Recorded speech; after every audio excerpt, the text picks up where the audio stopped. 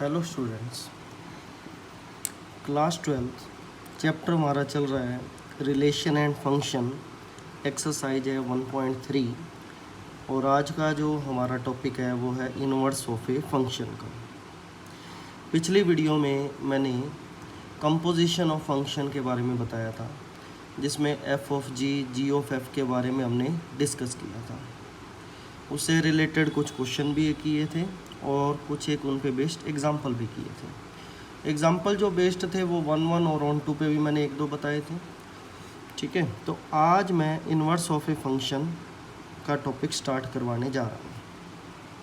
सबसे पहले definition, a function f such that x into y is set to be invertible if there exist a function g such that y to x such that g of f is equal to ix and f of g is equal to iy। इन दोनों का meaning मैं आपको बताऊंगा अभी। Then the function g is called inverse of f and is denoted by f inverse। Meaning क्या हुआ कि कोई भी फंक्शन f जो मैप कर रहा है x से y की तरफ, वो इन्वर्टिबल तभी होगा जब एक ऐसा फंक्शन एग्जिस्ट करे g जो y टू x की तरफ हो। देखिए, इन्वर्टिबल के लिए क्या रहा कि जो मैपिंग है वो रिवर्स हो जाएगी। ठीक है, x टू y थी तो y टू x हो गई। अगर वो फंक्शन g ऑफ f क्या शो कर जाए, ix को। ix का मीनिंग क्या है, मतलब फंक्शन ऑफ x, मतलब identity in the form of x। ठीक है, मीनिंग ये होगा कि अगर आप कुछ ऐसा लेकर चलो, g ऑफ एफ एक्स लेकर चल रहे हो तो इक्वल टू x आ जाए, इसका ये मीनिंग है। और f of g of y equal to y आएगा। उसका रीज़न क्या है, यहाँ आपको बताया गया था कि सबसे पहले f यूज़ होगा, तो f का एलिमेंट जो भी उठाया जाएगा डोमेन से उठाया जाएगा। डोमेन इसकी क्या है, कैपिटल एक्स। जो डोमेन से एलिमेंट उठाया गया स्मॉल एक्स। इसी वजह से अगर ये जी जो है, अगर एफ़ का इन्वर्स निकलता है तो वो एक्स के ही इक्वल निकलेगा, तभी हम ये कहेंगे कि जो जी है वो एफ़ का इन्वर्स है।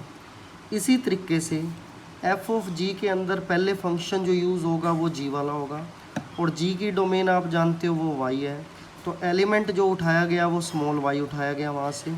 इसी वजह से उसको एफ ऑफ जी करने के बाद अगर खुद वाई फिर से आ जाए तो हम ये कहेंगे कि जो एफ है वो जी का इन्वर्स है। ठीक है, मतलब एक दूसरे के वो इन्वर्स बन जाएंगे। ठीक है, तो यहाँ पे जो आई वाई है इसका मीनिंग अंडरस्टूड आपने समझना है, और आई एक्स का मीनिंग आपने अंडरस्टूड समझना है। ठीक है, आई एक्स का meaning identity of x, I y का मतलब आइडेंटिटी ऑफ वाई।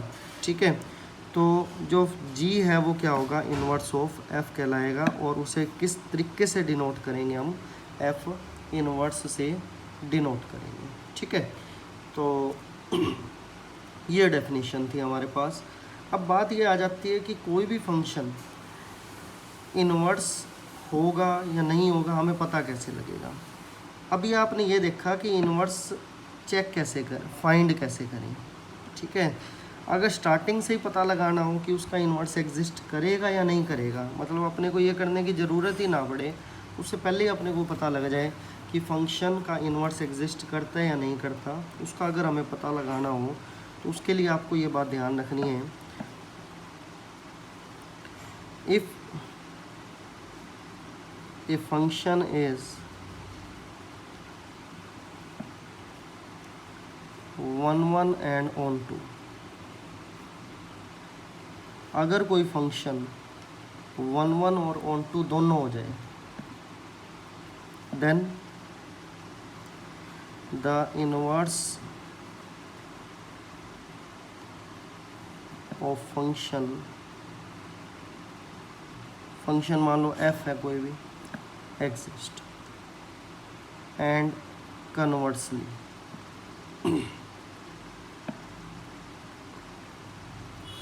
इस लाइन का मीनिंग समझिए आप कि फंक्शन अगर 1-1 और 1-2 दोनों हो जाए तो ही फंक्शन का इन्वर्स एग्जिस्ट करेगा। ठीक है। कन्वर्सली में क्या रहेगा, कन्वर्सली मीन्स उसका उल्टा, कि अगर फंक्शन का इन्वर्स एग्जिस्ट करता है तो वो 1 1 ऑन टू भी होगा, ठीक है। उसको उल्टा इंटरप्रेट करें हम। मीनिंग मैंने क्या कहा, फंक्शन अगर 1 1 ऑन टू हो जाए तो inverse of a function exist करेगा। कन्वर्सली का मीनिंग क्या है, इसको रिवर्स बात को कह के चलें कि अगर किसी फंक्शन का इन्वर्स एग्जिस्ट करे तो वो 1 1 भी होगा और वो ऑन टू भी होगा, ठीक है। तो ये डेफिनेशन है इन्वर्स ऑफ ए फंक्शन की, और इस तरीके से हम क्वेश्चंस में पता लगाएंगे कि किस फंक्शन का इन्वर्स एग्जिस्ट कर सकता है और किन फंक्शन का इन्वर्स एग्जिस्ट नहीं कर सकता, ठीक है। तो अब हमें कुछ इस पे डिपेंडेंट क्वेश्चन करने हैं। जैसे क्वेश्चन नंबर 4 है जो मैं करवा रहा हूँ, क्वेश्चन नंबर 4। क्वेश्चन नंबर 4 ये है, if f x is equal to 4x + 3/6x - 4। ध्यान रखना x जो है 2/3 नहीं होना चाहिए। देखो ये कंडीशन क्या शो करती है कि अगर x की जगह यहाँ पे आप 2/3 पुट कर जाते हो तो वैल्यू एग्जिस्ट नहीं करेंगे, नीचे 0 बन जाएगा तो फंक्शन एग्जिस्ट नहीं करेगा, ठीक है। तो हमें इस बात का ध्यान रखना है कि x 2/3 के इक्वल नहीं होना चाहिए, बाकी जो मर्जी वैल्यू हो उसके लिए फंक्शन एग्जिस्ट करेगा, ठीक है। तो शो हमें ये करना है f of f is equal to x हो जाए। ध्यान होगा मैंने डेफिनेशन में एफ ऑफ जी की बात की थी, तो उस टाइम पे मैंने ये बोला था कि जी जो है इन्वर्स होगा एफ़ का अगर वो एक्स के इक्वल ही आ जाए, ठीक है। या जी ऑफ एफ़ की बात की थी, उसके अंदर आया था, ठीक है। तो अब एफ ऑफ एफ की बात कर रहे हैं, अगर वो खुद ही आइडेंटिटी बन जाए, इसका मतलब क्या रहा कि एफ का ही इन्वर्स है, मतलब वो खुद का ही इन्वर्स है, ठीक है। पहले हम ये शो करेंगे, उसके बाद ये कह रहे हैं what is the inverse of F. अगर ये बात ट्रू हो गई तो ऑब्वियस सी बात है कि एफ का इन्वर्स वो खुद ही हो जाएगा इसके हिसाब से, ठीक है। तो इसका प्रूव करते हैं सबसे पहले। हाँ जी, जो एफ एक्स हमें गिवन है वो है 4x + 3/6x - 4, ठीक है। हाँ जी, हम एफ ऑफ एफ एक्स लेकर चल रहे हैं, प्रूव ये करेंगे कि वो x के ही इक्वल है, ठीक है। तो हम इसको ऐसा लिख सकते हैं, एफ ऑफ एफ एक्स लिख सकते हैं, और एफ एक्स की वैल्यू आप अच्छे से जानते हो, क्वेश्चन में जो गिवन है वो है 4x + 3/6x - 4। अब एक बार कंपेयर करना सीखें। ये x है तो यहाँ पे x की जगह ये फंक्शन है, तो इसका मतलब मैं x की वैल्यू ये वाली जहाँ जहाँ x आपको नज़र आ रहा है वहाँ पे मैं पुट करूँगा, ठीक है। तो देखिए x की वैल्यू अब मतलब ये हो गई, इसके अंदर मुझे x को यूज़ करना है, ठीक है। 4x + 3/6x - 4 प्लस में 3/6, x की वैल्यू क्या, 4x + 3/6x - 4 -4, ठीक है। अब एलसीएम लेते हैं इसका, एलसीएम लें तो 6x + -4 एलसीएम आ गया, क्या वैल्यू आई, 16x + 12 + 18x - 12, ठीक है। इसी तरीके से 6x - 4 यहाँ भी एलसीएम आ गया, ठीक है। तो वैल्यू हमारे पास क्या बनेगी, वैल्यू बनेगी 24x + 18 - 24x + 16।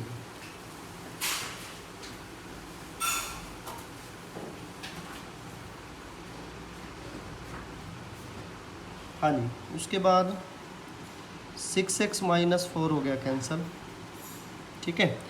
ये वैल्यू हो गई कैंसिल, शायद कुछ और टर्म भी हमारे पास कैंसिल होगी, 12 भी कैंसिल हुआ, 24x भी कैंसिल हुआ, वैल्यू क्या रहेगी 34x / 34, ठीक है। तो सॉरी स्क्रीन पे नहीं थी वैल्यू, तो ये x रह जाएगा, ठीक है। तो हम शुरुआत हमने कहाँ से की थी, एफ ऑफ एफ एक्स से। इक्वल किसके आया, एक्स के। So f of f x equal to x होगी। यही हमें इसके अंदर प्रूव करना था। तो यहाँ से एक कंक्लूज़न यही निकाला जा सकता है। क्या कंक्लूज़न निकाल सकते हैं इससे हम, कि जो f है, इनवर्स ऑफ f है, जो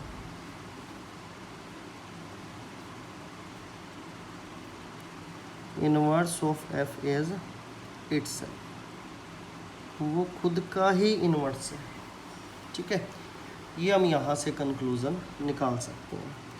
तो ये क्वेश्चन था 4th। आगे question number 5th। Question number 5th में देखें, पूछा ये गया है, state with the reason weather following function have inverse. हमें 3 पार्ट दिए गए हैं 5वें क्वेश्चन के। हमें ये बताना है, फर्स्ट पार्ट में लिखता हूँ, हमें ये बताना है क्या इन फंक्शन का इनवर्स एग्जिस्ट करेगा। अगर नहीं करेगा तो उसका रीज़न क्या है, अगर करेगा तो रीज़न क्या है। ठीक है, मैपिंग ये दी गई है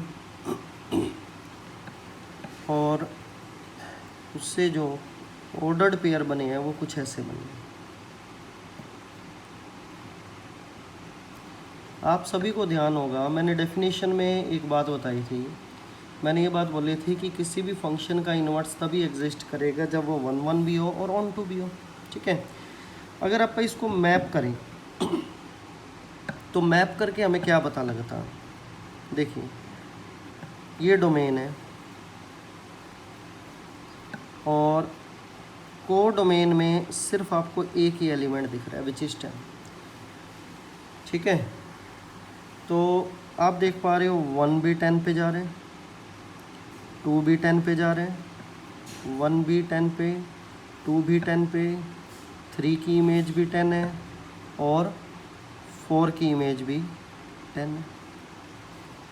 ठीक है, तो इसका मतलब क्या आ रहा है, 1 1 होता तो क्या होता है, 1 1 होता तो हर एक एलिमेंट की अलग अलग इमेज होती, लेकिन यहाँ तो हर एक एलिमेंट की एक ही इमेज है। ठीक है, इसका मतलब ये तो 1 1 नहीं है। ठीक है, अगर इन्वर्स एग्जिस्ट करता तो उसके लिए 1 1 ऑन 2 होना ज़रूरी था। अब तो 1 1 ऑन 2, 1 1 तो नहीं है, ऑन 2 तो बाद की बात है। ठीक है, कोई एक ही ना हो तो फंक्शन का इन्वर्स एग्जिस्ट नहीं करेगा। ठीक है, तो हम क्या लिखेंगे, इट हैज़ नो इन्वर्स,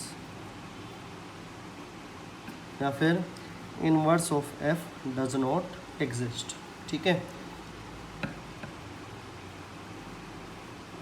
ठीक है, inverse of F does not exist हम ऐसे भी लिख सकते हैं। ठीक है, तो इसके 3 पार्ट हैं। सेकंड पार्ट भी आप चेक करेंगे तो वो भी आपको 1 1 नहीं मिलेगा, वो मैनी 1 मिलेगा, चेक कर लेना। मैं थर्ड पार्ट करवाता हूँ जिसके अंदर 1 1 और ऑन 2 दोनों होगा, तो ऑब्वियस सी बात है उसका भी इन्वर्स एग्जिस्ट करेगा। ठीक है, तो 2 पार्ट मैं करवा देता हूँ, एक पार्ट आपको ट्राई करके देखें, वैसे तो ईजी है। ठीक है, फिर भी थर्ड पार्ट इसका देखना सभी।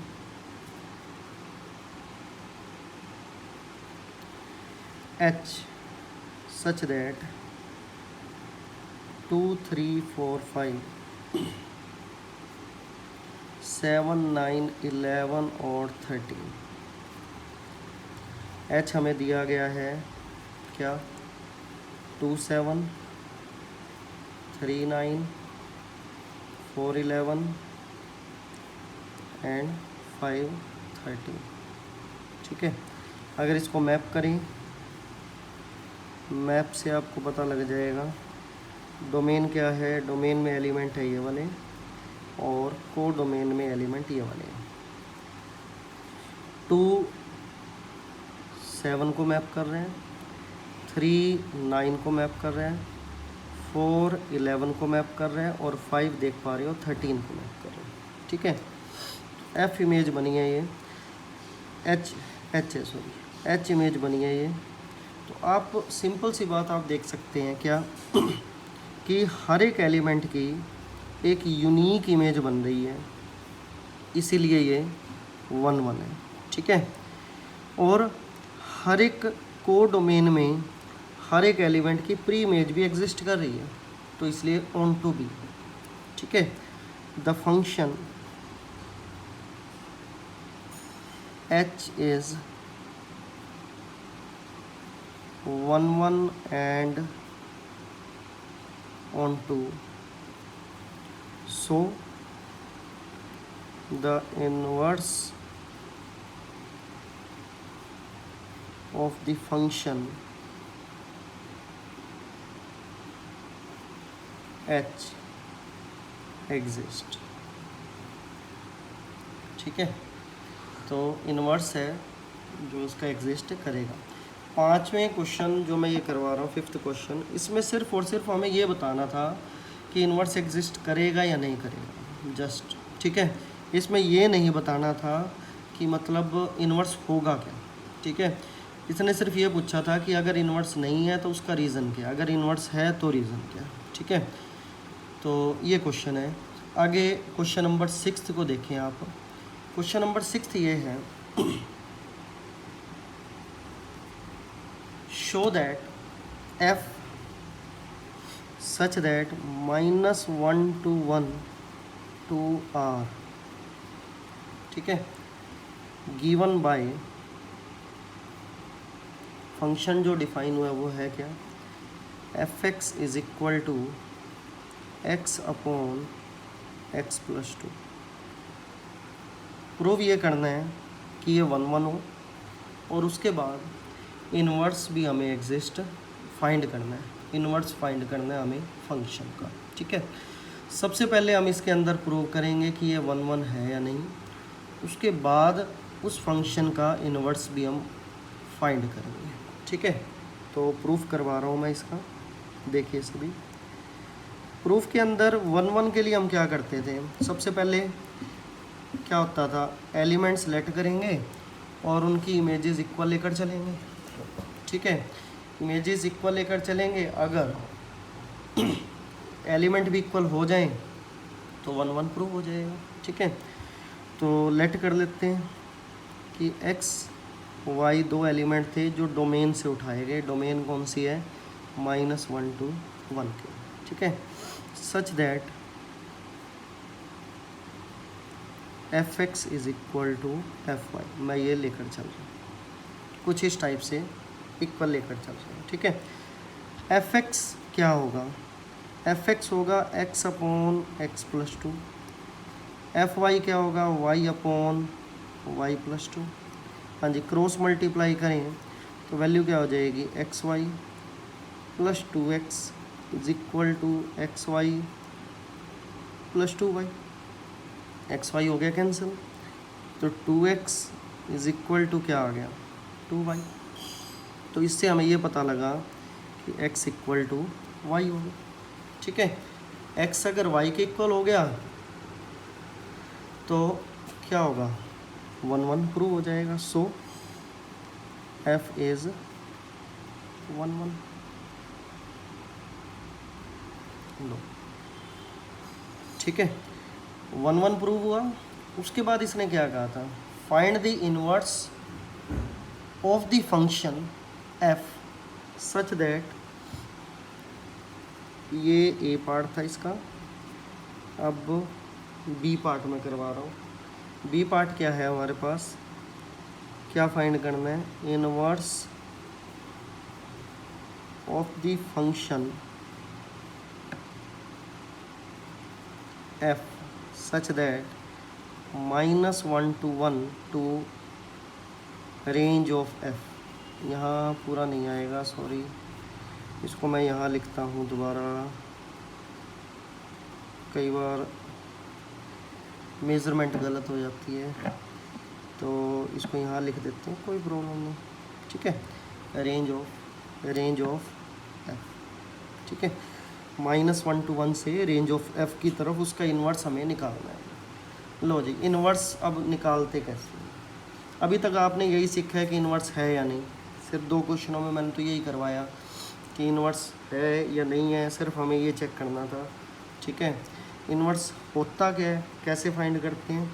लो जी, इसके लिए क्या करेंगे, वाई लेट करेंगे जो आपको गिवन है उसके इक्वल लेकर चलना। ठीक है, x अपॉन एक्स प्लस 2 के।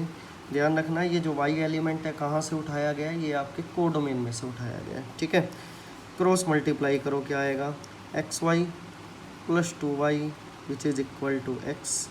तो क्या वैल्यू सोल्व करें तो वैल्यू आई, हमें हमारा मोटिव ये है कि यहाँ से x की वैल्यू निकल जाए।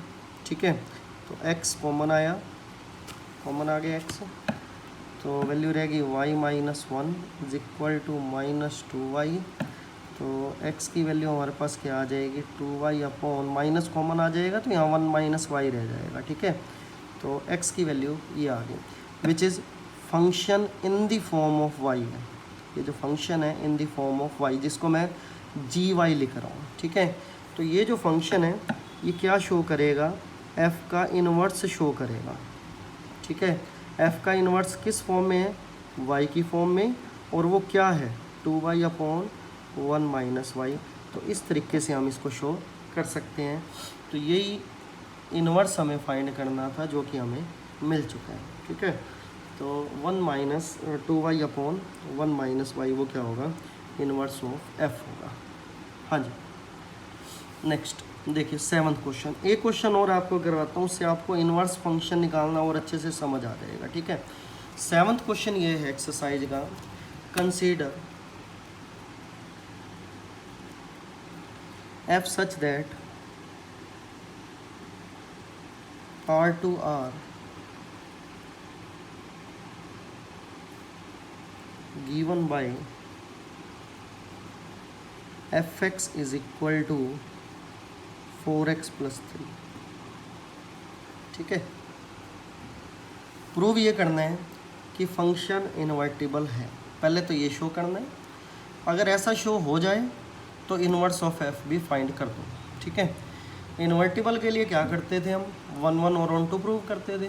पहले 1 1 1 2 प्रूव कर देंगे और उसके बाद इन्वर्स ऑफ f को भी फाइंड कर देंगे, सिंपल। ठीक है, कैसे, इन्वर्स इन्वर्टिबल के लिए क्या करें, सबसे पहले